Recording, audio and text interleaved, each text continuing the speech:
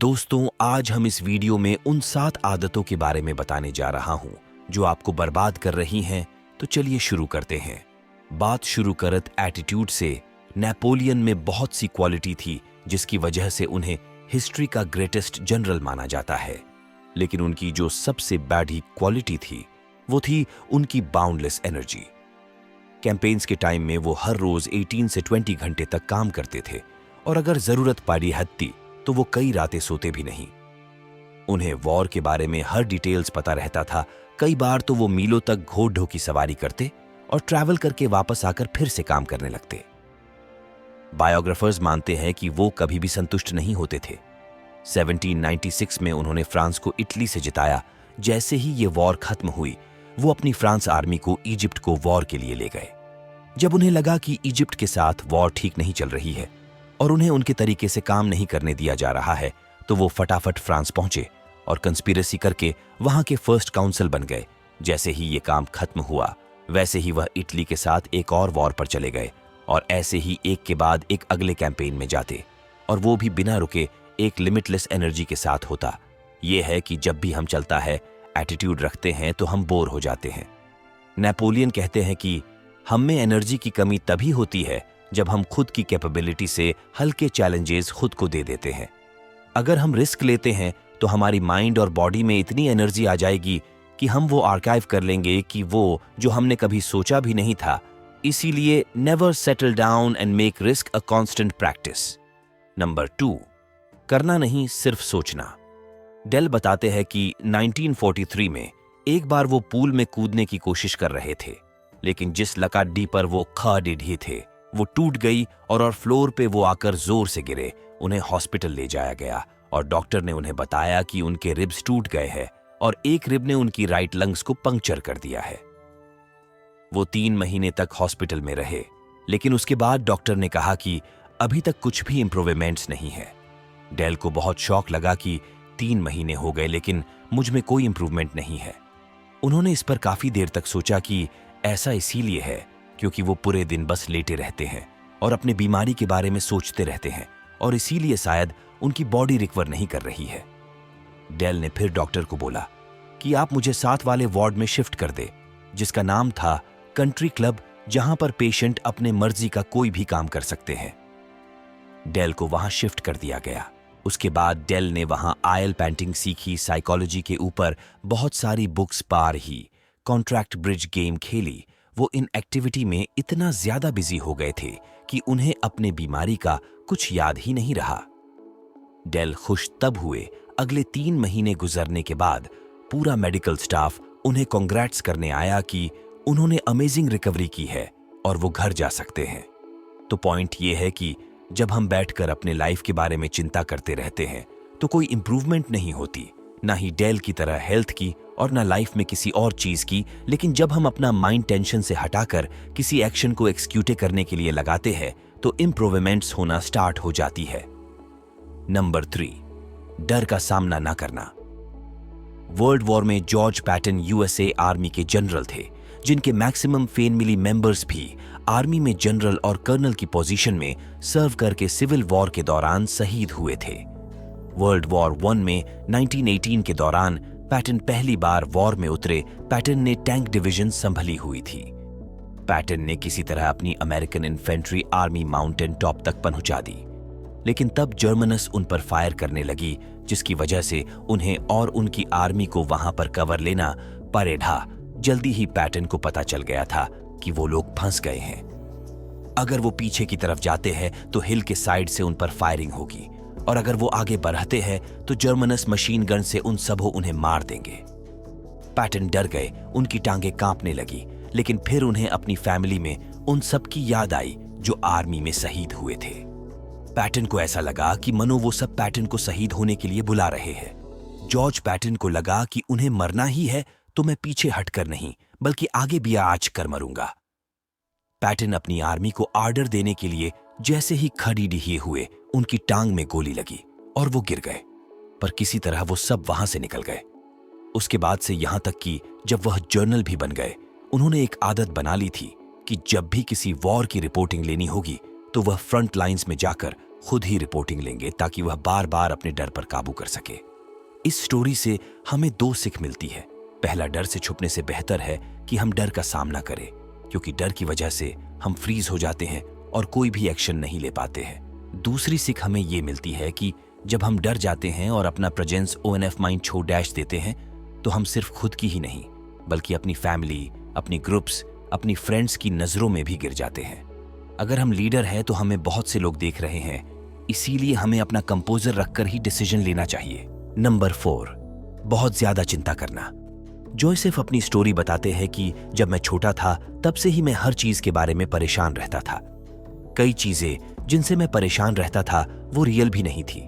कई बार तो मैं इस चीज से परेशान हो जाता था कि कहीं मैं कुछ ऐसी चीजें तो नहीं मिस कर रहा जिसके लिए मुझे परेशान होना चाहिए। काफी सालों तक ऐसा ही चलता रहा, लेकिन एक बार मैं अपने दोस्तों के साथ ट्रेन स्टेशन पर था, क्योंकि हमें कहीं जाना था। हमारे ट्रेन आने में कुछ टाइम था, इसीलिए मैं एक दूसरे ट्रेन के सामने खड़ा हो गया जो चलने ही वाली थी। मैं उसका इंजन देखने लगा, तभी उस ट्रेन में से एक आदमी उतरा और चिल्लाने लगा, सब ट्रेन में चौराश गए हैं।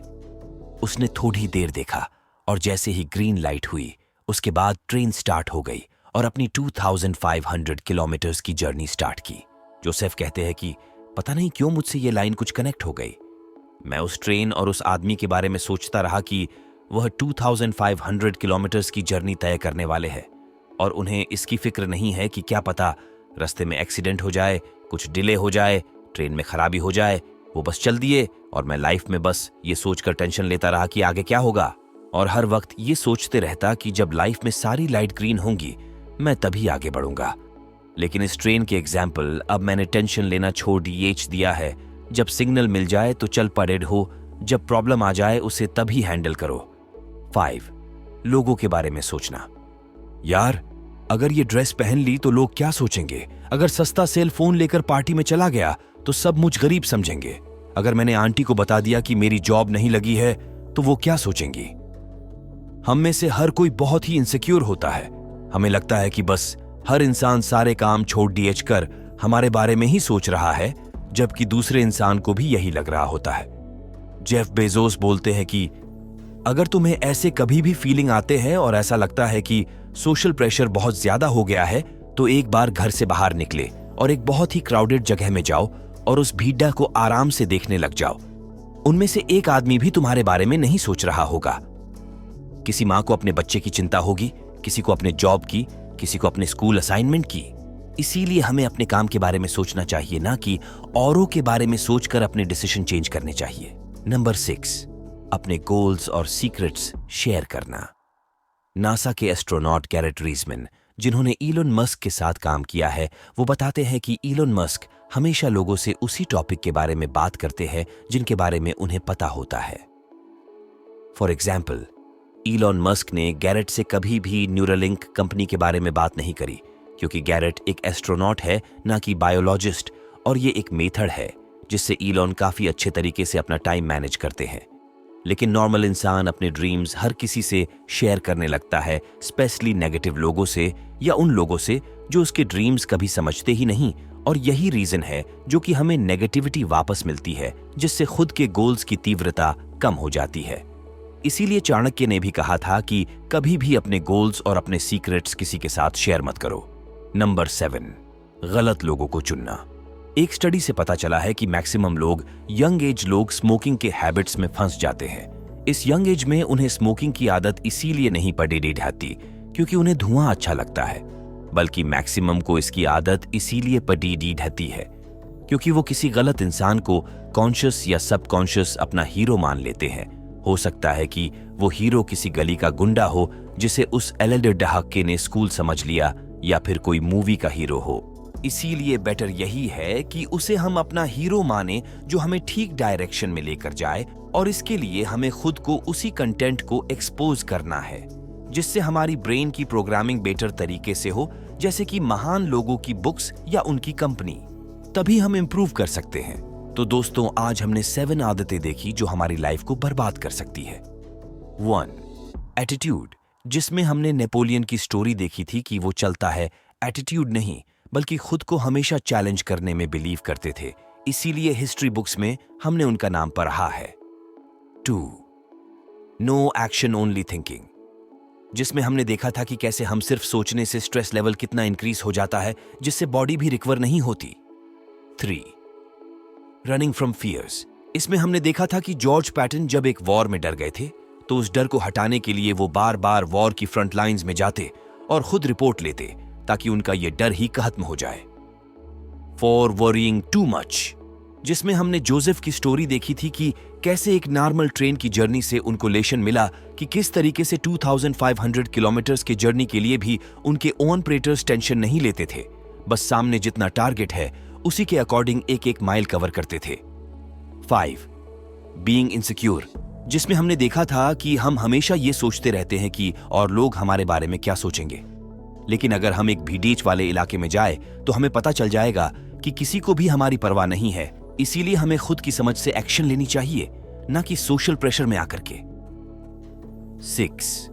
Talking about your dreams with people who do not understand them, जिसमें हमने देखा था कि वैसे तो हमें अपने गोल्स किसी के साथ शेयर करने ही नहीं चाहिए, लेकिन अगर करने भी है तो उसी से करो जो उसे समझ सके, वरना हमेशा नेगेटिविटी ही मिलेगी। 7. रॉन्ग हीरो, जिसमें हमने देखा था कि मैक्सिमम यंग लोगों की लाइफ इसीलिए बर्बाद होती है क्योंकि वो गलत इंसान को सबकॉन्शियस अपना हीरो मान लेते हैं। इसीलिए बेटर यही है कि हम उन लोगों से इंप्रेस हो, उन लोगों को अपना हीरो माने जो इंटेलेक्चुअल हो, जो सोसाइटी के लिए कंट्रीब्यूट कर रहे हो। दोस्तों, अगर अच्छी हैबिट्स खुद में लाना चाहते हैं तो मेरे ओपिनियन में सबसे बेस्ट हैबिट्स है बुक्स। ऐसे लोगों के द्वारा लिखी गई बुक्स जिन्होंने एक ही स्किल्स में 10 से 20 साल गुजारे हो, इससे अच्छा क्या हो सकता है कि ऐसे लोग हमें अपना एक्सपीरियंस सिखा रहे हैं। अगर वीडियो पसंद आया तो चैनल सब्सक्राइब करें। धन्यवाद।